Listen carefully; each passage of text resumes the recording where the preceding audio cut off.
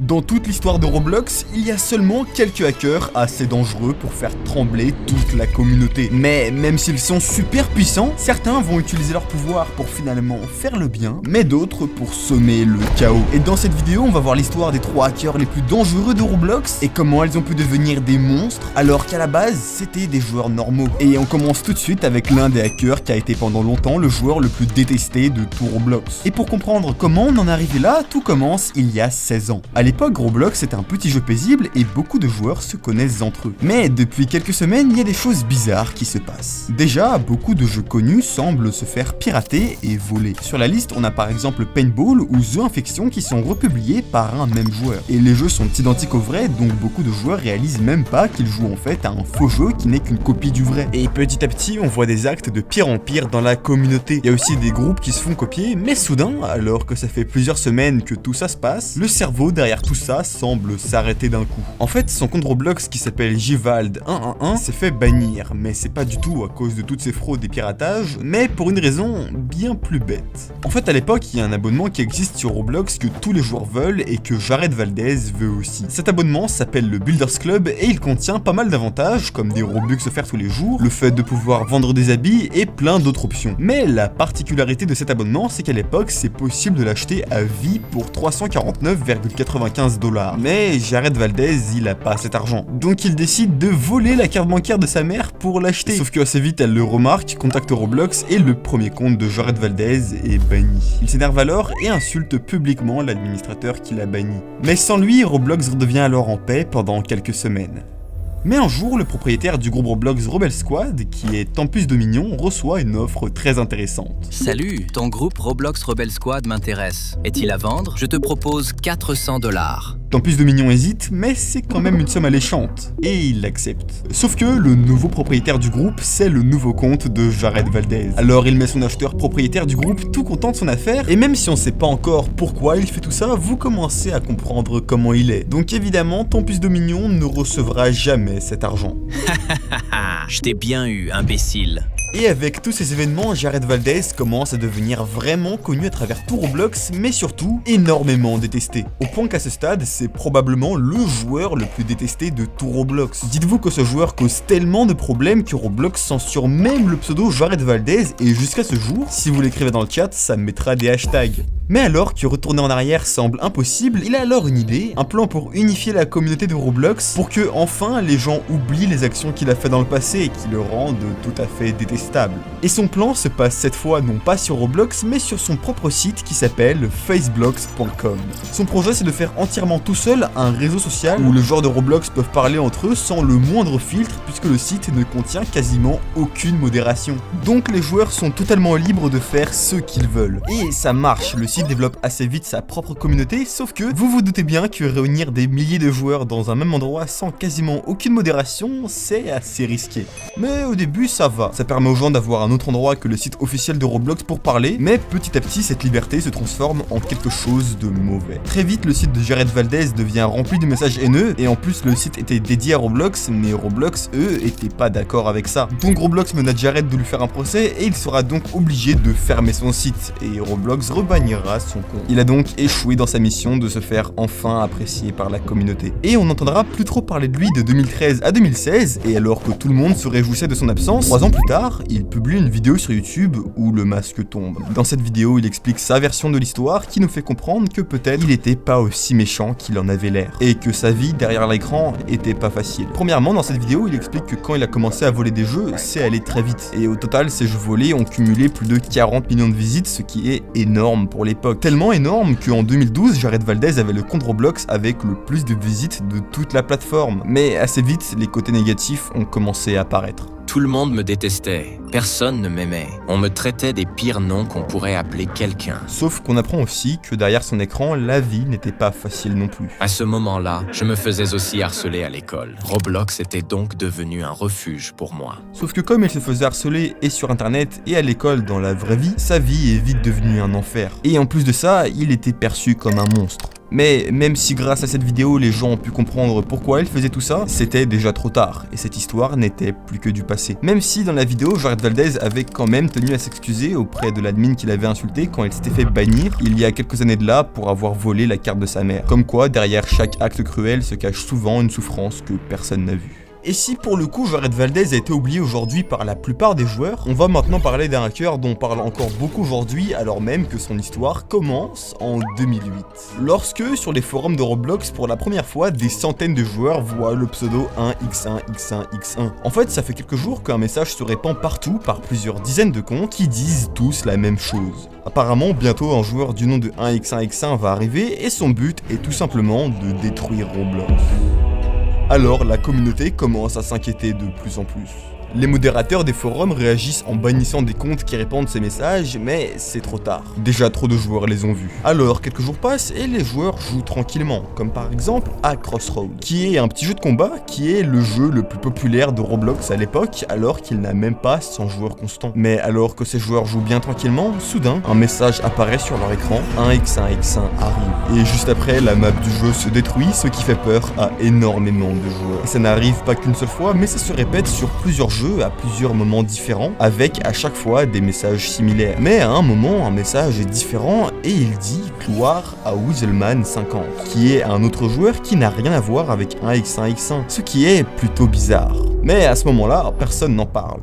Par contre, ce même joueur, quelques semaines plus tard, comme s'il s'en voulait, explique une faille de sécurité à la modération de Roblox qui expliquerait comment ces piratages ont été faits. Alors Roblox corrige la faille et les piratages s'arrêtent. Ça devient alors évident qu'en fait Weaselman50 était derrière ces piratages, mais maintenant il regrette et a décidé d'arrêter en expliquant à Roblox comment ça fonctionnait. Sauf qu'il y a un admin Roblox du nom de Mr Doombringer qui comprend alors quelque chose de beaucoup moins évident. C'est qu'en fait Weaselman50 il était pas tout seul sur ces piratages et avait d'autres associés. Alors Mr Doombringer commence à enquêter. Par contre, ce que l'admin n'a pas compris, c'est que ses anciens associés derrière le compte de 1x1x1 semblent ne pas vouloir s'arrêter là. Sauf que maintenant, ils ne peuvent plus faire de piratage comme ils le faisaient avant, puisque la faille qu'ils utilisaient a été corrigée. Alors ils réfléchissent et décident de prendre le problème dans un autre sens. Car pour couper toutes les branches d'un arbre, il vaut mieux viser la racine. Alors ils décident de non plus attaquer des jeux directement en jouant, mais de faire en sorte que les jeux s'infectent eux-mêmes. Et avant que je vous explique comment ils vont faire ça, faut que je vous parle d'autre chose, et il y a des chances que ça vous intéresse.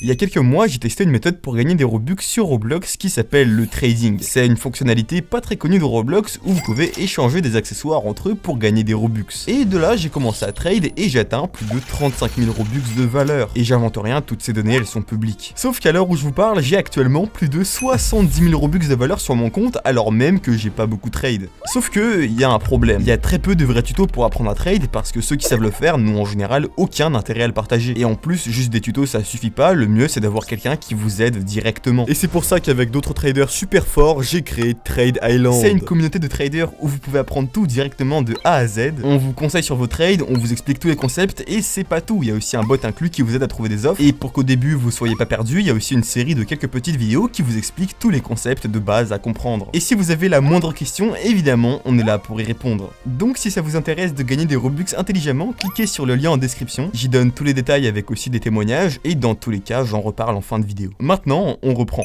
Donc les hackers derrière 1x1x1 décident de s'en prendre à tous les jeux de Roblox. Et ça tombe bien parce que sur le logiciel qui permet de créer des jeux Roblox qui est Roblox Studio, il existe un outil qui s'appelle la Toolbox. Et cet outil, il regroupe des modèles que les développeurs peuvent glisser directement dans leur jeu pour gagner du temps. Sauf que ces modèles-là, n'importe qui peut les utiliser et n'importe qui peut mettre n'importe quoi dedans. Comme par exemple un virus qui serait caché dans le modèle. Et c'est exactement ce que les hackers derrière 1x1x1 font.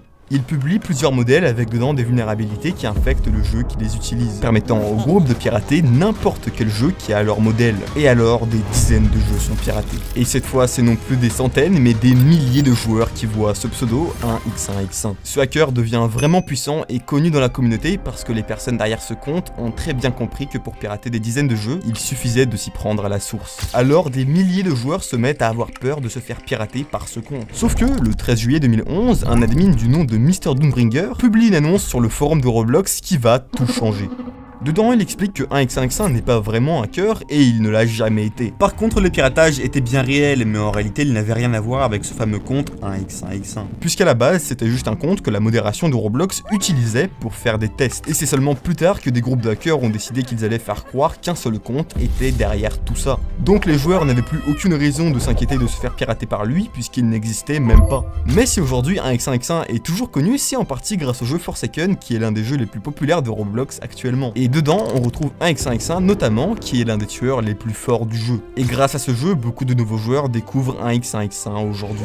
Par contre, il y a un autre hacker qui n'est pas dans Forsaken parce qu'il a fait des choses plutôt bonnes, mais d'autres très mauvaises. Et pendant plusieurs années, ce seul compte qui s'appelle Tubers93 a terrorisé énormément de joueurs. Mais étonnamment, son histoire elle commence dans un endroit bien mignon. On est en novembre 2017 sur un petit jeu paisible qui s'appelle Little Angels Daycare. C'est un jeu de roleplay aux couleurs claires avec un gameplay très simple. C'est un jeu qui a rien de spécial, mais ce soir-là, les choses vont tourner différemment.